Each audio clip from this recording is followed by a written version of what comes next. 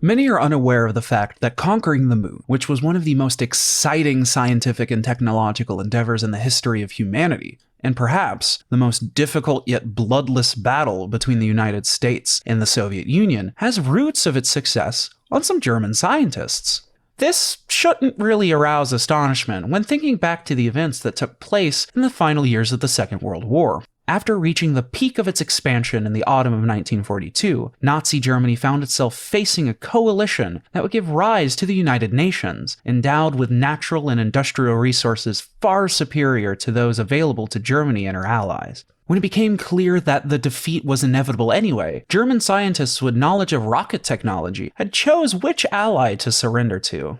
Wernher von Braun, along with others, surrendered to the US Army, which immediately found a way to use their considerable experience in White Sands, New Mexico, to create a missile program, which was then transferred to Huntsville, Alabama, a city that would host the NASA Space Flight Center. However, the Soviet Union had also had opportunity to take prisoners some scientists who had been involved in the V2 project, and had the good fortune to have them collaborate with one of the most brilliant aerospace engineers of the time, Sergei Korolev, to create a group of research competing with the American one.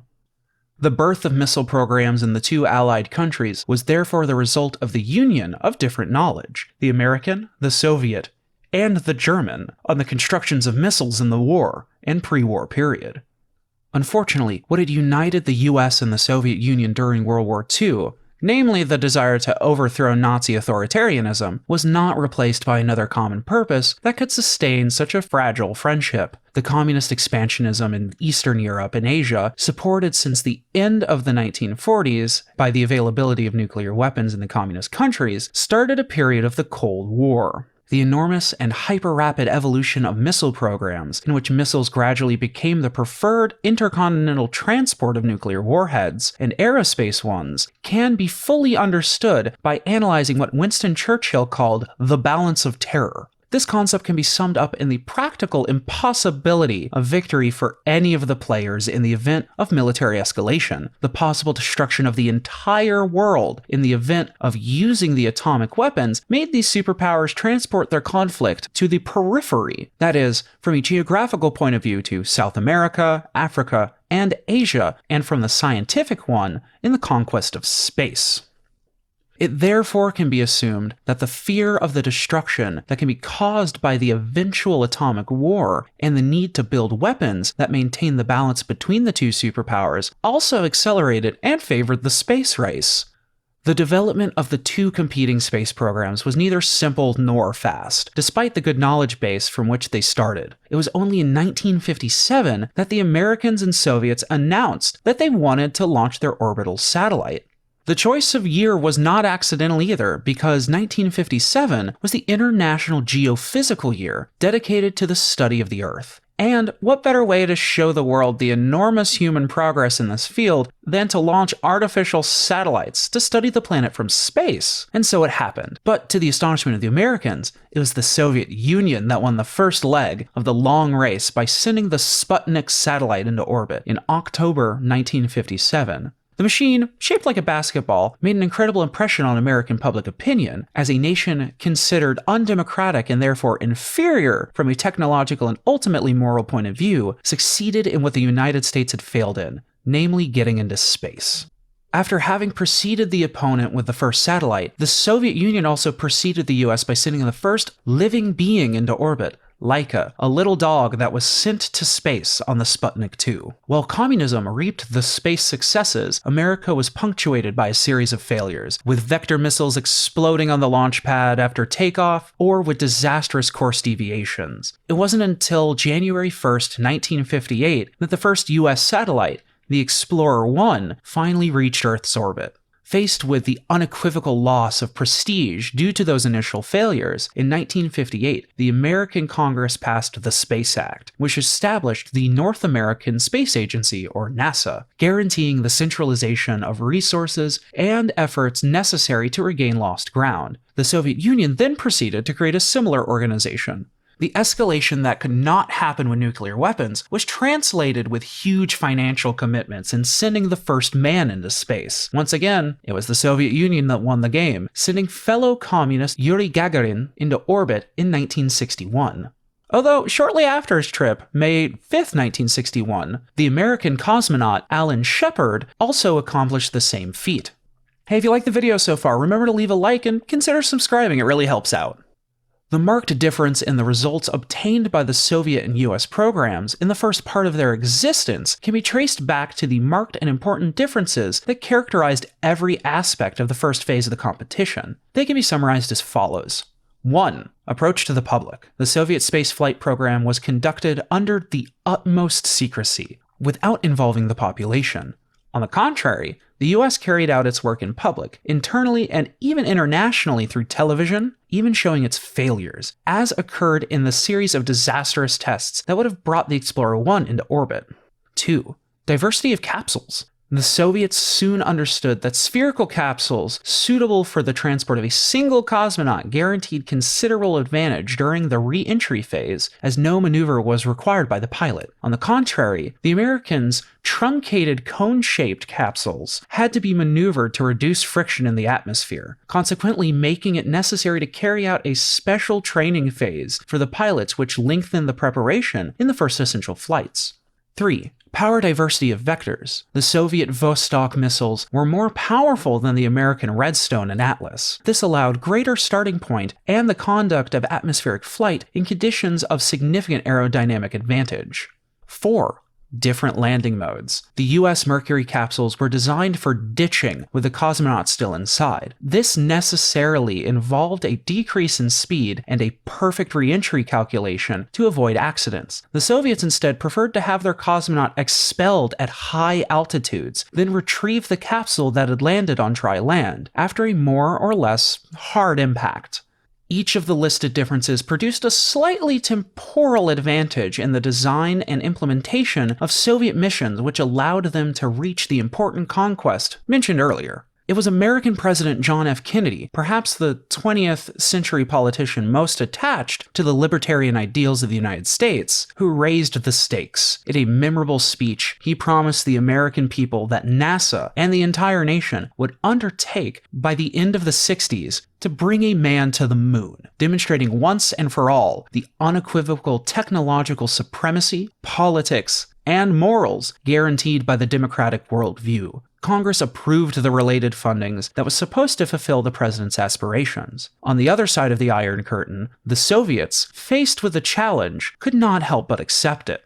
And they did so with extreme success. Despite the American proclamations, the Soviet space program brought the cosmonaut Titov to the first day spent entirely in orbit, followed by the first double mission of simultaneous launches, Vostok 3 and 4. Followed by the first multi-day trip in 1963, then by the first woman in space, Valentina Tereshkova, and also, in March 1965, the first spacewalk by a human being, carried out by cosmonaut Alexei Leonov in March 18, 1965.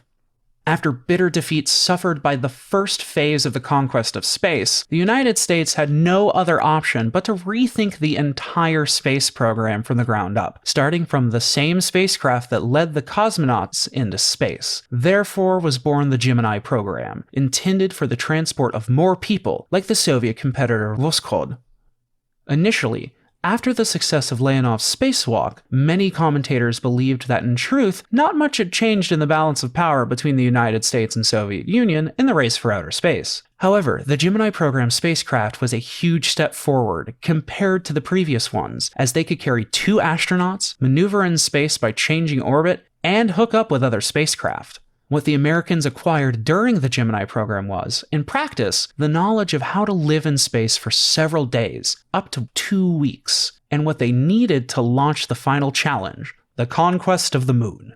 Of course, the Soviets did not stand idly by in the face of impressive US progress. They too prepared 4 different programs, SOYUZ, KOSMOS, Luna A, and Zond, which should have allowed the acquisition of the same experiences obtained by the Americans. Unfortunately, what plagued the US in the first phase of this struggle, namely their substantial unreliability, affected the new Soviet missiles, such that just over 30% of their missions were successful between 1960 and 1976. On the American side, the development of the definitive Apollo program and its Saturn V missile carrier to reach the moon was not painless at all. Indeed, the Apollo 1 mission on January 27, 1967, was marred by a terrible accident that caused the death of astronauts VIRGIL GRISSOM, Ed White, and Roger Chaffee. The sacrifice of these space pioneers, rather than slowing down the project, served to temper the participants and convince the US public that being first on our satellite was no longer just a matter of political prestige, but also the symbol of strength of a nation and of ideals on which it was based, which could well involve painful sacrifices.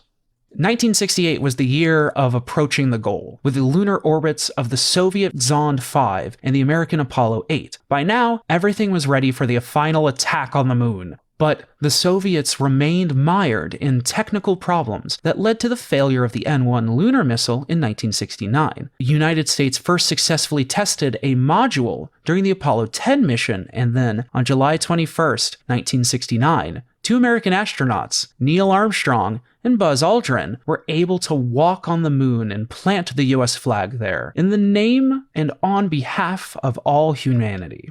The US victory, combined with the deep financial crisis of the 1970s, laid the foundations for a greater entente in relations not only in the political sphere, but also in space. Joint missions, such as the Apollo-SOYUZ test project in 1975, for the approaching connection in space of 2 spacecraft, Apollo and SOYUZ, were the culmination of a new period of collaboration and reconciliation. Once again, it was politics that changed the cards. In 1979, the Soviet Union invaded Afghanistan, upsetting the international balance. The election of the uncompromising Republican Ronald Reagan to the presidency of the United States in 1980 completed the work, bringing relations between the United States and its Soviet counterpart to their lowest point in over a decade. At the same time, these events also caused a revival of the space race, with the realization of American projects for a space shield, an anti-missile protection system that could prevent the ballistic trajectories of the Soviet ICBMs from taking place from space, and for the space shuttle, a real spaceship capable of landing on its wheels like a normal airplane. The evident technological advantage in the space field obtained by the United States had significant weight in relations with the Soviet Union in the first half of the 1980s, aggravating them, and becoming the center of the long and arduous negotiations for mutual controlled disarmament that took place between Reagan and the Soviet Gorbachev. The prejudices born in this period also led to truly embarrassing misunderstandings, such as the definition of Soviet military power, the 1985 publication of the US Department of Defense, the Buran program, and the Bor 4 spaceplane as 2 projects with military purposes only. The slow but inexorable decline of the communist bloc that led to its disintegration marked a profound change in the approach which the 2 competing nations faced off. Political and ideological supremacy took a back seat, and the use of outer space for commercial purposes, essentially for telecommunications, became the predominant purpose. This also involved the entry of new participants, such as China, and possibly India and the European Union, if the European Space Agency will acquire greater operational autonomy. Some private companies have also shown interest in space exploration, and we've seen the exploit of companies like SpaceX, Scaled Composite, and Virgin Galactic that will perhaps in the future be remembered in history of the space race as being the same level as Gagarin and Armstrong, the United States and the Soviet Union. Anyway, that's it for today. Make sure to like the video, subscribe, and hit the bell icon so you can see when we put more awesome stuff out. Like always, y'all, have a good one.